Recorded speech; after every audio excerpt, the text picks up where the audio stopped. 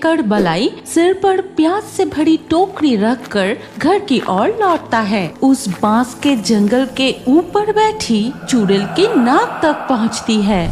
उदयपुर गांव में एक किसान की 2 पत्नियां थी। छोटी पत्नी जितनी सुंदर थी उतनी ही घमंडी भी। वो रात दिन सिर्फ सजने संवरने में व्यस्त रहती थी। वहीं बड़ी पत्नी थी सीधी साधी साफ दिल की, लेकिन उसके सिर में बाल बहुत कम थी। इसलिए उसका पति छोटी पत्नी को ही प्यार करता था, लेकिन उनका सास बड़ी बहू को ही सबसे ज्यादा प्यार करती थी। कहाँ रह गई बहू? अरे छोटी बहू, पूरा दिन क्या कमरे में सजने संवरने में ही बिता दोगी? जरा मेरे लिए एक कप चाय तो बना दो। सास की बात सुनकर छोटी बहू ललिता कमरे से बाहर आती है। मैं चाय वाय नहीं बना सकती, मेरे नाजुक हाथों में छाले पड़ जाएगा। आप अपनी बड़ी बहू से क्यों नहीं कहते? रूप के घमंड में तुम्हारे पैर तो जमीन पर पड़ते ही नहीं। मेरी बड़ी बहू तो दिन रात घर की काम करती रहती है, और तुम्हें तो मैंने बस एक कप चाय बनाने को कहा था। मैं नहीं बना सकती। तभी मालावती आकर कहती है, रहने दीजिए माँ, ललिता को कुछ करने की जरूरत नहीं।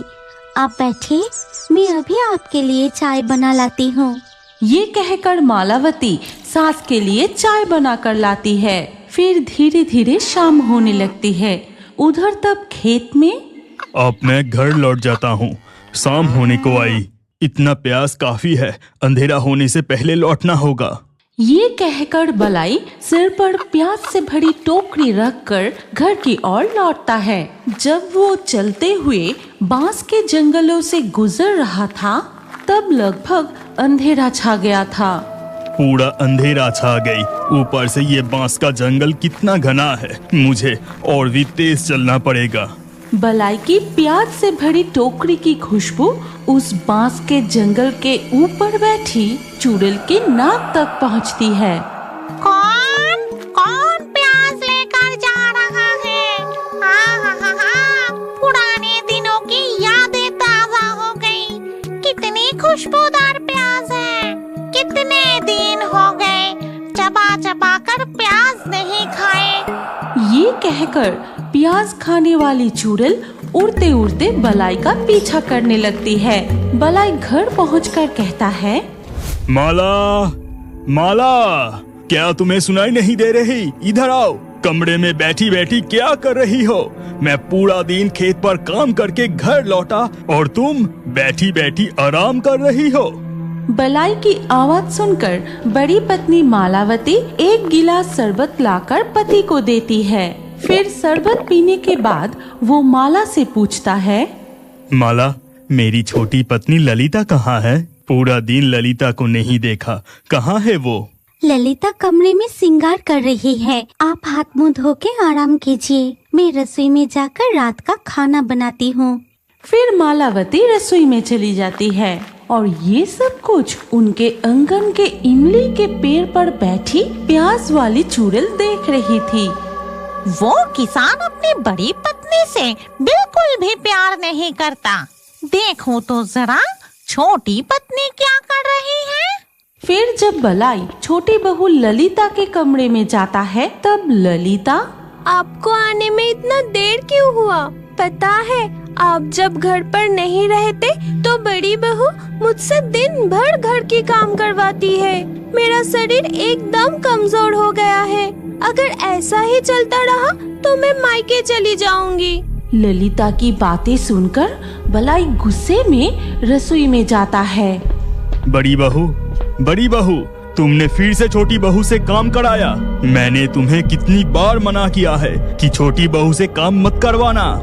ये छोटी पत्नी बहुत झगड़ालू है, अपनी रूप का बहुत घमंड है। और ये किसान तो देख रही हूँ अपनी छोटी पत्नी को सिर पर चढ़ा के रखा है। बलाई की ऊंची आवाज सुनकर उसकी माँ भी रसोई में आती है। अरे तेरी छोटी पत्नी तो खुद के कपड़े भी नहीं धोते और उसकी बातों में आकर तू इतना गुस्सा कर रहा है। ललिता मेरे लिए एक कप चाय भी नहीं बनाती और वो करेगी घर के सारे काम। छोटी मुझे कुछ भी कहे, मुझे कोई फर्क नहीं पड़ता। आप मुझे इतना प्यार करती है, यही मेरे लिए काफी है। आप कमरे में जाकर आराम कीजिए, मैं आप दोनों के लिए चाय बनाकर लाती हूँ। इसके बाद मालावती के सास और बलाई रसोई से निकल जाते हैं। ठीक तभी इमली के पेड़ से चुड़ैल रसोई में आती है और मालावती के पीछे खड़ी मन ही मन कहती है, अब आएगी असली मजा, छोटी बहू को मिलेगी उसकी सजा। मैं खाऊंगी चबा के प्याज, यहाँ करूंगी मजे से ऐश। ये कहकर चुड़ैल मालावती के शरीर में घुस जाती है। फिर वो चूल्हे की आग और तेज करती है। मैं जाकर उस प्याज से बड़ी टोकरी उठा कर लाती हूँ। फिर मालावती के रूप में वो चुड़ैल प्याज से भरी टोकरी रसोई में लाकर रखती है। फिर वो चुड़ैल टोकरी के सामने बैठकर एक एक करके सारे प्याज खाने लगती है। ये कितनी स्वादिष्ट प्याज है, क्या तीखा है। इतनी बरसों बाद ऐसी तीखी प्याज खाकर मेरा मन भर गया। तभी बलाई कमरे से चिल्ला के कहता है, माला, चाय बना कि नहीं? मैं कब से इंतजार कर रहा हूँ और तुम कहाँ रह गई? पति को दिखाने का यही मौका है। मैं अभी रसोई में जाके चाय बनाकर पति और सास को देती हूँ। ललिता अपनी सास और पति के पास जाकर कहती है, देखा ना, बड़ी बहू एक नंबर की आलसी है। अब थोड़ा सब्र कीजिए, मैं अभी आपके लिए स्पेशल चाय बनाती हूँ। ये कहकर ललिता रसोई में चली जाती है। तब तक बड़ी बहू चूल्हे में तेज आग जलाकर खाना पका रही थी। तभी छोटी बहू गैस की चूल्हे पर चाय बनाने लगी। बड़ी बहू, तुम खाना पका रही हो या यज्ञ कर रही हो? ऐसे चूल्हे पर खाना पकाती तो मैं कब का तुम्हारी तरह काली टकली चुड़ैल जैसा बन जाती। छोटी बहू की बात सुनकर बड़ी बहू के रूप में चुड़ैल बहुत गुस्सा हो जाती है।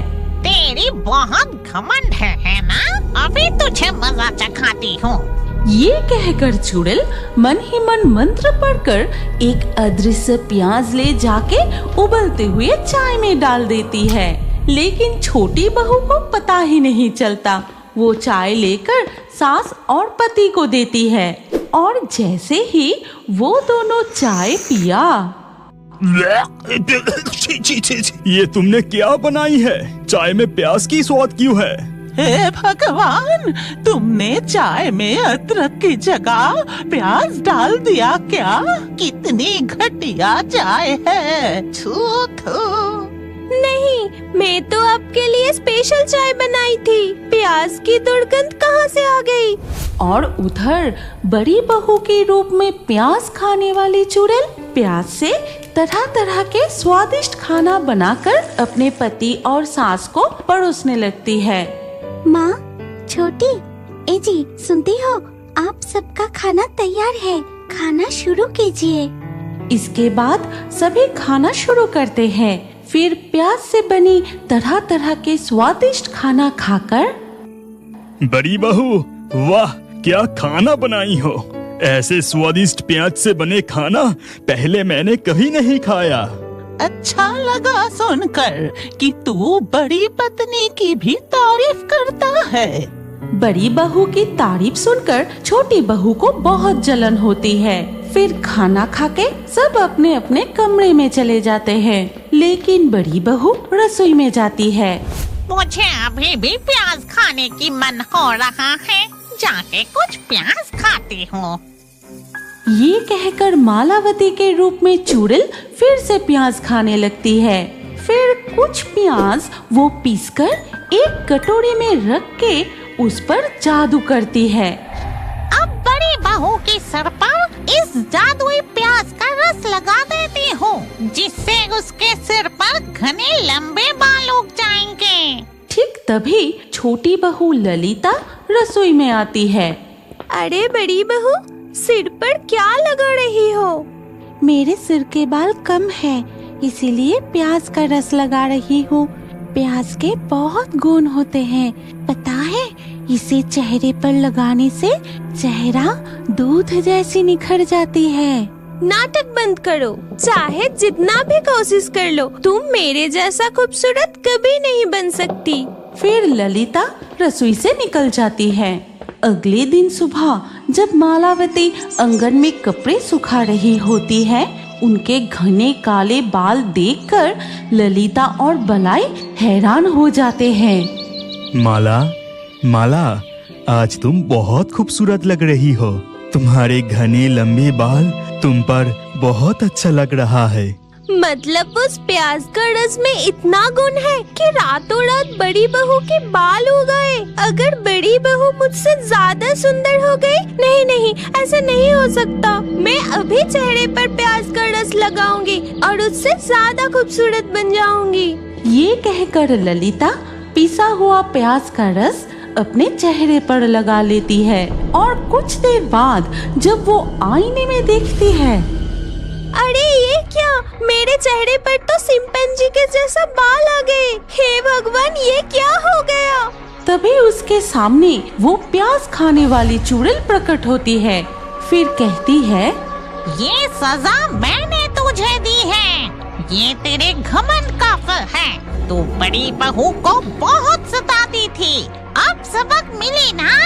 अरे बाप रे, चुड़ैल तुम कहाँ से आ गई? मुझसे गलती हो गई है। मैं अब कभी भी बड़ी बहू पर ईर्ष्या नहीं करूँगी। घर के सारे काम मिलजुल कर करूँगी। बस मुझे ठीक कर दो। ठीक कर दूंगी, लेकिन एक शर्त पर। मैं उस बांस के जंगल में रहती हूँ और मुझे प्याज खाना बहुत पसंद है। हर रोज मुझे प्याज देना पड़ेगा। हाँ प्याज वाली चुड़ैल, मैं रोज आपको प्याज देकर आऊंगी। ठीक है, लेकिन अपनी शर्त मत भूलना। फिर वो चुड़ैल जादू करके ललिता को पहले जैसा कर देती है। फिर वो चुड़ैल वहाँ से अदृश्य होकर बांस के जंगलों में लौट जाती है। अगर अब बड़े होकर भी खाते वक्त या रात को सोने से पहले कार्टून देखना पसंद करते हैं, तो अभी इस वीडियो को लाइक करके चैनल को सब्सक्राइब कर लीजिए।